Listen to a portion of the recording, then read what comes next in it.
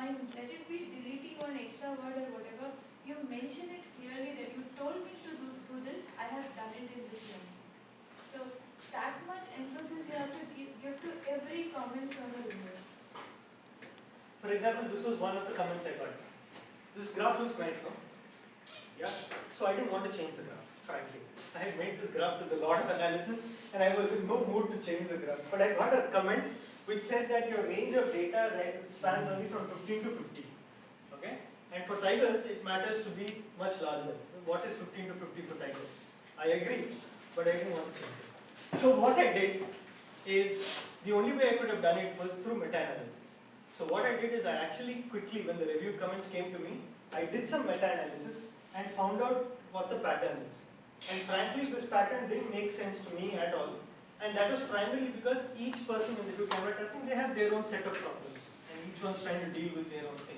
So I was able to show that from these studies, which actually spans from 15 to 220, I was not able to show this. And it doesn't make sense all the more because I figured out that each study has its own inherent problems and you can't compare them. So if you're able to do that convincingly, you don't have to change something. Yeah? But for example, this was another one where I was trying to compare my data set with an old report. Okay? And what I did is I purposely cut my data set down to what they had done and tried to analyze it. But still, there were some weaknesses with that because the number of samples were too few and I couldn't have actually done occupancy robustly as I wanted to. But when I got the comments, I had to agree that yes, I agree that 13 administrative units is too low. I can't deal with this. And the differences in administrative size, the size of the whatever things will confound my my inferences. So I agree that I don't want to and I have to chuck it. Okay? So you have to be ready to chuck things in your paper if they don't matter. And the other thing that I realized when I re-looked at what I had done, I noticed that all of the results and analysis of this led to just one line of discussion. So there was absolutely no point of having such a large analysis with no consequence. Yeah? So I was willing to let it go. And then of course, you make all of these changes, you put it nicely, package it correctly, and someone finally accepts it. Okay? So then you feel happy. So that's basically how you pursue a manuscript. Of course, it's not the same story every time. Each case is a different case in itself. So yeah, so now I'll be happy to just discuss whatever problems people have faced and yeah. We have enough time to catch up. Quality of the figures sometimes matter. Sorry, quality of The 600 DPI journals are yeah. So most journals will not trouble you till it comes to the final production time. Yeah. They will tell you that's okay, we'll look at it when you send it. But some journals are irritating. From the beginning they keep saying please send 600, please send 600. So yeah, so the best is to just follow whatever instructions are given to you on the author guidelines page. Because frankly, you following them is again a commitment that you are wanting to publish with them. So it's just a Abhishek, I had a slightly different question to ask. Like how, in terms of the work effort you put in and where you are the author is, like how do you decide that? How is that actually? okay. So everyone has different takes on what you should be as an author. So my deal with this is, if you're the person who is thought of the design and gone out to collect the data, I think, and also come back to do the first draft of the work, I think you certainly deserve first option. There is no doubt about that. So then what do you expect of the subsequent? What you expect of all your other authors is undoubtedly good amount of discussions to help you shape what you're doing. And I think in many ways, at least from our own experience, I don't know how much of us have varied experiences, but I would say that a majority of our experiences is our faculty do come into field, but maybe are not as involved in our field work as they can be or they might be in some other cases. So I think there if you start feeling bad about, someone being just there on paper, it's important to discuss that. But of course, I know it's not always possible to discuss such a thing. But again, I think the deal over here is to be very clear about what the roles and responsibilities of various people are. And the best way, at least I have tried to figure out the best way, is to give a section of the writing to somebody else. For example, conservation implications. Okay? We may be good, we know our work very well, but it may be a good option to just send it to our PI and say, why don't you write the conservation implications of this study.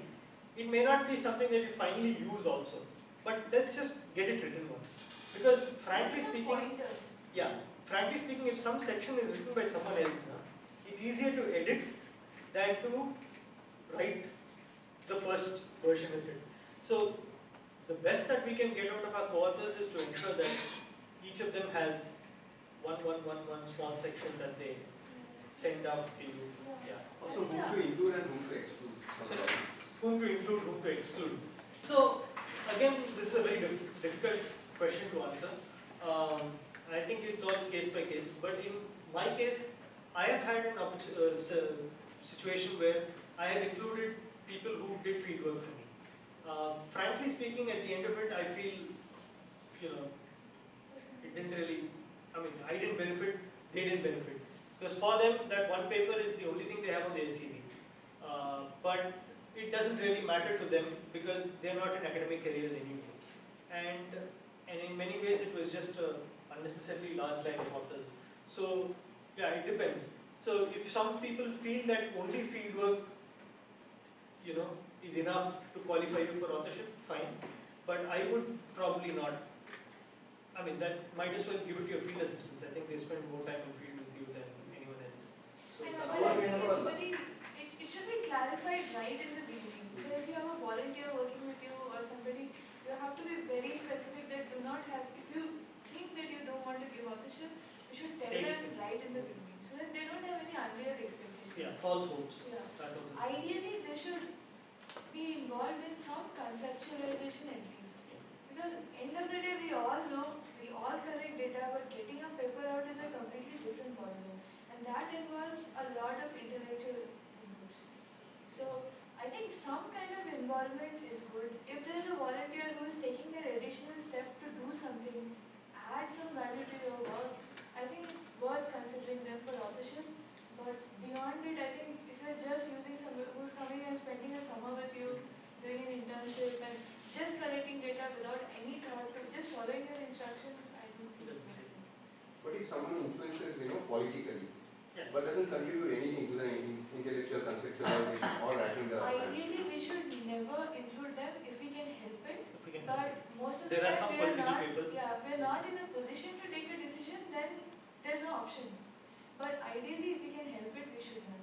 And So- nowadays, a lot of these journals Yeah. like PLOS and all this, they really categorically say that you have to specify every author's contribution. And then they say that just if he's your PI or has helped you get permission or funding, that just doesn't doesn't qualify. qualify him for authorship. So, yeah, I don't know. So actually, what But it's a huge thing, getting the funding and it everything. is a big thing. It is a big thing. big thing. It's a very big thing. I Your agree. own work Yeah. would Depends not on- be possible if that was Without- not Yeah. there. But these journals make a clear distinction between people who are just funding your work and so they ask you to give the funding information separately from acknowledgement. Okay, they don't even ask for it in the acknowledgement. They say funding should be mentioned separately.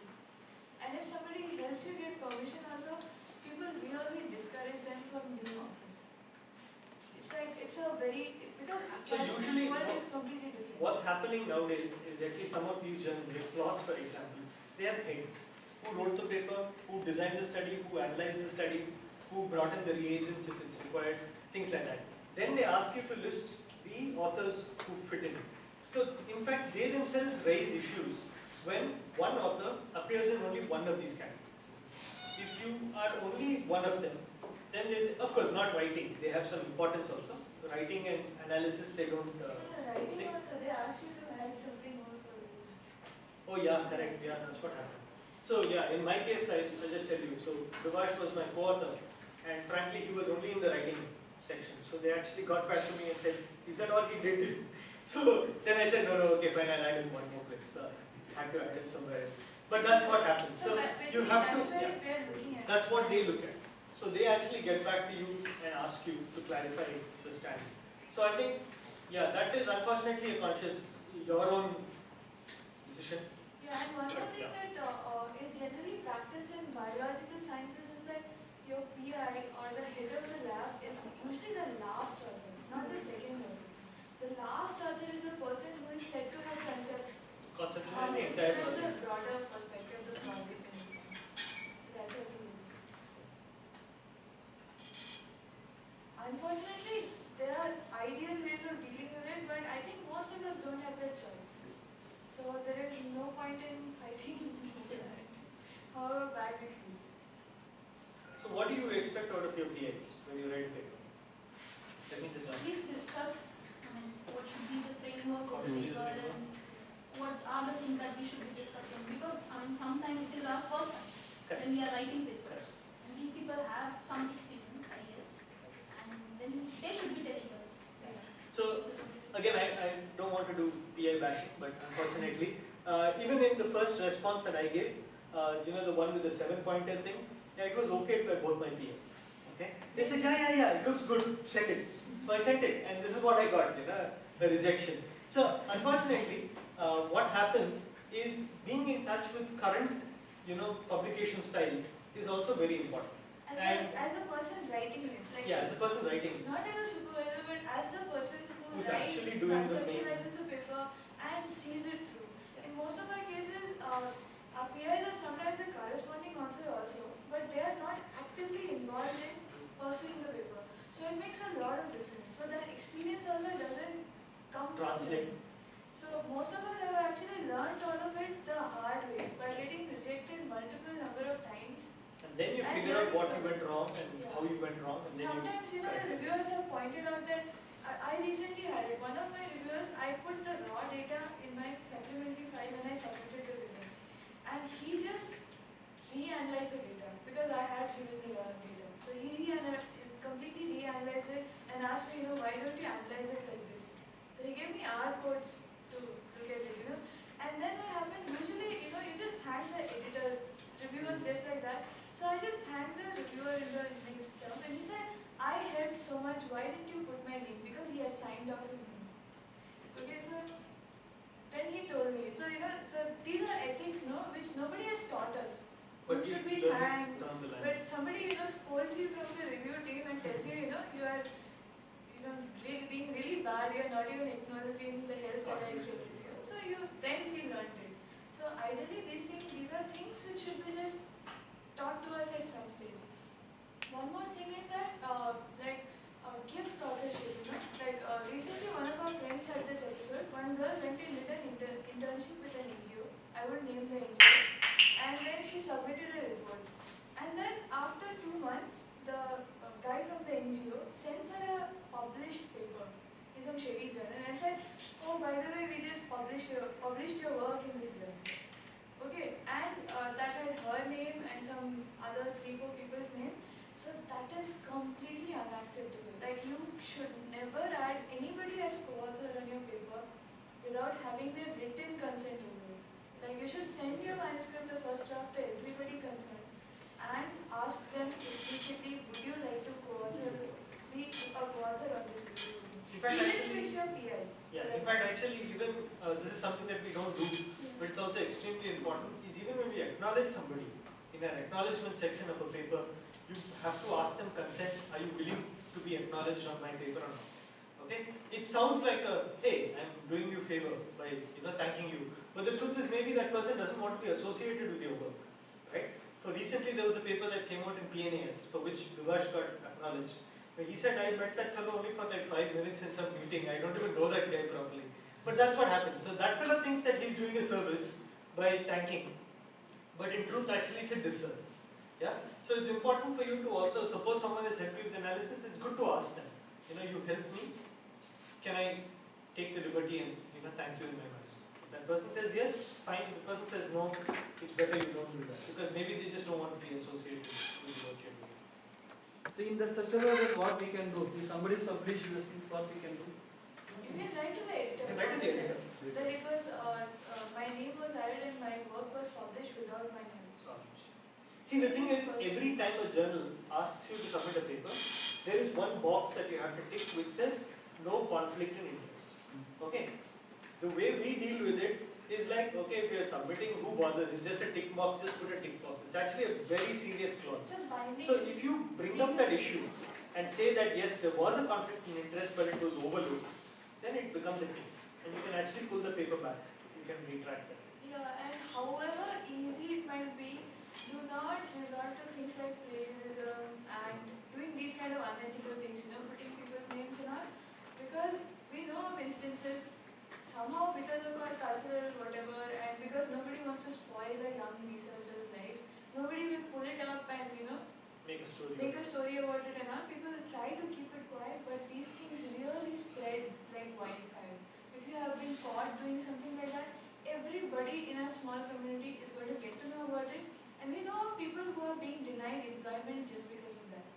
People are applying everywhere, but other people have got to know from various sources because nobody can actually point it out for various reasons. People might get upset and people are not encouraged to report it, but people are going to know about you, and I don't think any of us want to pay such a big price, for resorting to an easy trick. So the thing is, like, just make a conscious effort never to resort to any bad practices. Thank you. Has anyone had any other issues when submitting papers? Something that we didn't touch maybe, or maybe touched too little?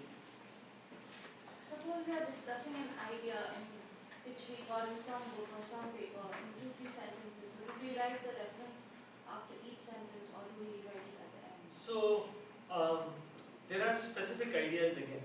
So for example, it's like, suppose you're saying, so-and-so did something and they showed competition and someone else showed something else. Then you might want to say that at the word competition, you bring in the guy who did the competition stuff. And the guy who didn't show competition, you say no. That's fine. But most often journals ask you to push it to the end of the sentence. So that becomes kind of a standard sometimes. Yeah. No, I'm asking if you put 2-3 sentences. Oh, okay. No, that's first of all plagiarism. No.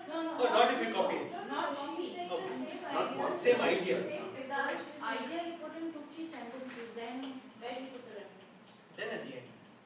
Of the last sentence. Of the last sentence. Or if you are putting so much from that, then start the sentence. The Sentence itself with this so-and-so person said. this, and then continue the entire discussion till it pertains to that. With that. I guess what she's doing is breaking down. Yeah, breaking down the thing into. into. Yeah. Yes. So you might choose to give more importance to that particular author by saying that this person found this, and then continue the discussion over 2-3 lines. You don't have to cite it again.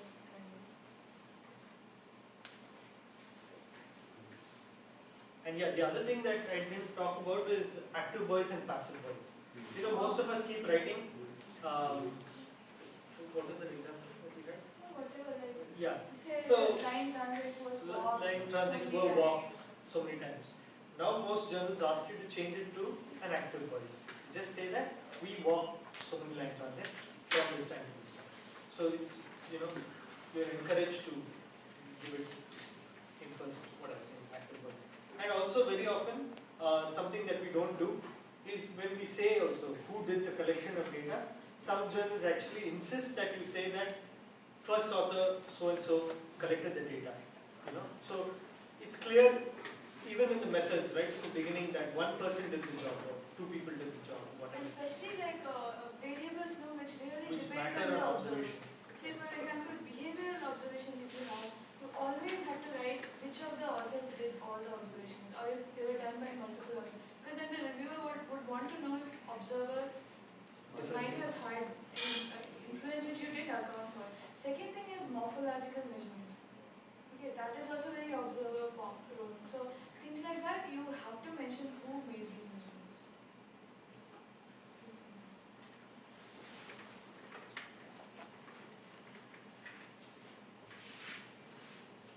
So was this exercise useful at all? Very much. I'm happy. So see, the thing is, at the end of it, all of our manuscripts manuscripts, whatever we send, is a completely new experience for each of us. Yeah. Even though we've been trying to, I've kind of written a few now. Every time it's the same thing. You feel happy when you make the login page, and you feel sad when you get a rejection. It's the same cycle. The cycle doesn't change. But what's important in all of this is the fact that at every review, you try and better yourself. Okay, so one of the things that I try to strive for, it's not happened as yet, but what I really hope is at some point in time I'll be able to send in a submission where the first review comment comes back as just a minor comment for me. That's what I'm working towards. Never happens. It has to come back twice, even now. But the deal is that. So if you keep yourself, in check yourself like that, say that okay, I'll work out everything so that I get only minor comments. I think that's a fantastic way to go forward. It's not always possible for all of us to hit, the first paper in the first shot like that, or any paper in the first shot like that, because whatever said and done, for every concept, everything that we write, there are always a multiple views. No one thinks the same. Everyone will take that same story in a different light because of their own experience, because of something. So reviewers are always like that. So it's important to remember that you are going to be faced with some review comments, but try your best to minimize those review comments so that the obvious mistakes are taken. I think that should be that's the maximum that we can do. But I think it's really useful to know how to respond to review Yes. comments. Yes. Because very often you respond to them. Yeah.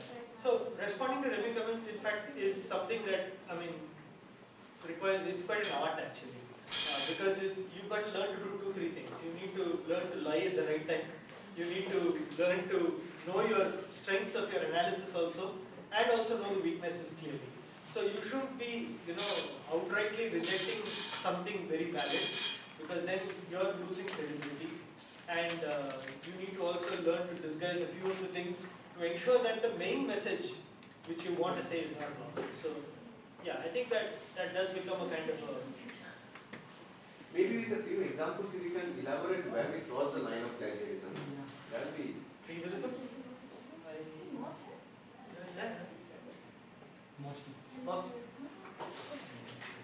Okay, I didn't plan it out to look at plagiarism, but for example, that'd be a nice exercise to do quickly. What do you think is plagiarism? What do people think is plagiarism? Let's take an opinion on this. Short copy paste. In short, copy paste. Okay. Without technology. Without It becomes a fine. Anything else? copy paste without technology. Copy paste without acknowledgement. Sometimes with acknowledgement is also a copy paste. Copy paste is like you can't take a sentence that someone wrote, and because you're trying to be nice to them, say that it was cited from here. The moment you bring it exactly the way someone wrote, it becomes plagiarism. But what you could do, if you want to, this doesn't make sense everywhere, but it makes sense for an opinion. Like suppose some paper says that something, let's say some very contentious issue, they say that people can live in tiger areas. Then you can actually bring that sentence within quotes and say that someone has said this, but I wish to disprove it. So that is accepted. The moment you bring it in quotes and acknowledge it to the right person, it's fine. But try your best not even do that, if need be.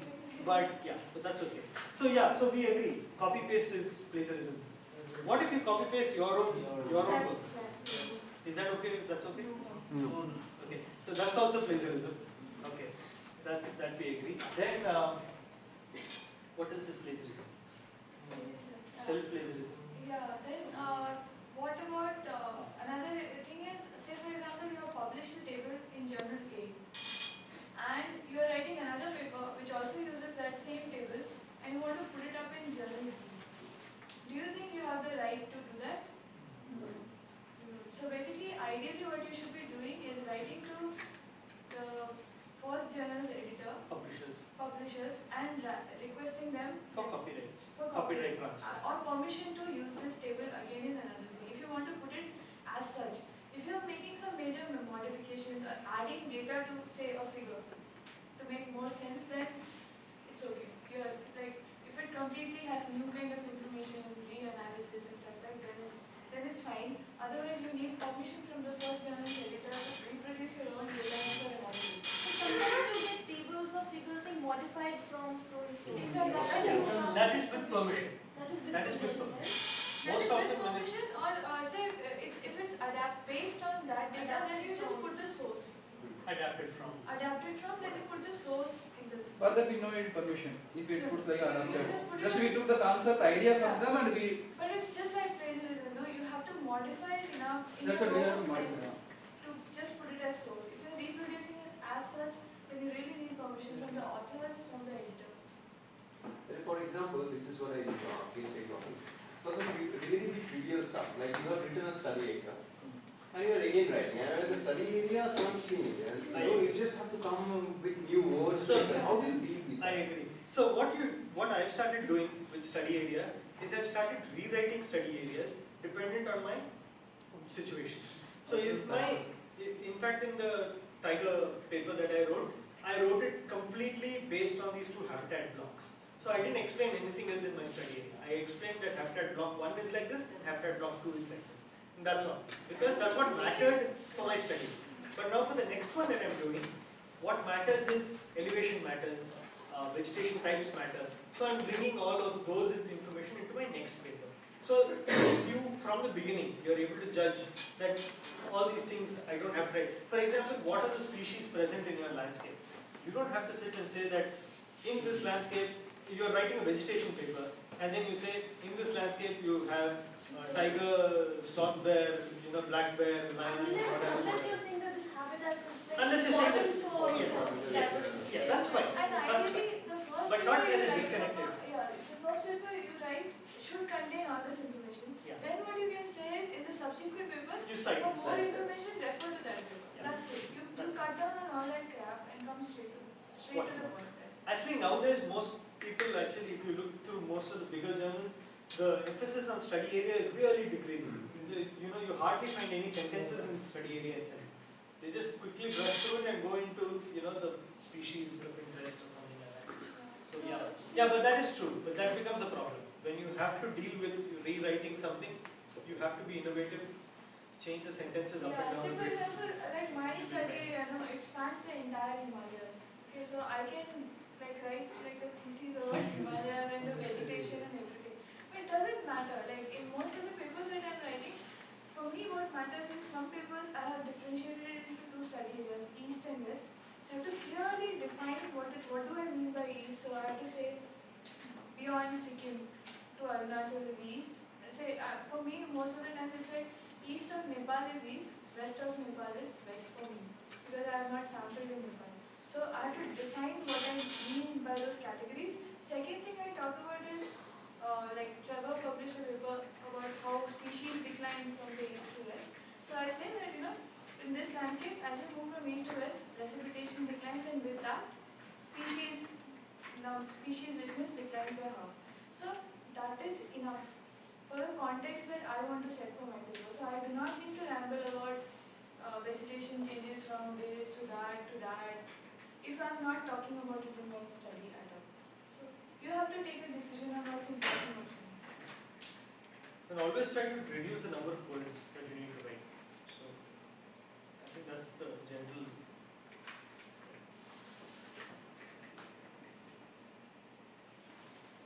But even if it's an effort, we really sometimes have to reinvent the wheel and rethink and write it again. You have to do that. Yeah, so the other thing is putting things into supplementary material. Okay? Nowadays, most journals allow for online supplementary material. So feel free and put whatever you want. Very often, what happens is the moment you put it into supplementary material, in a way it gets published.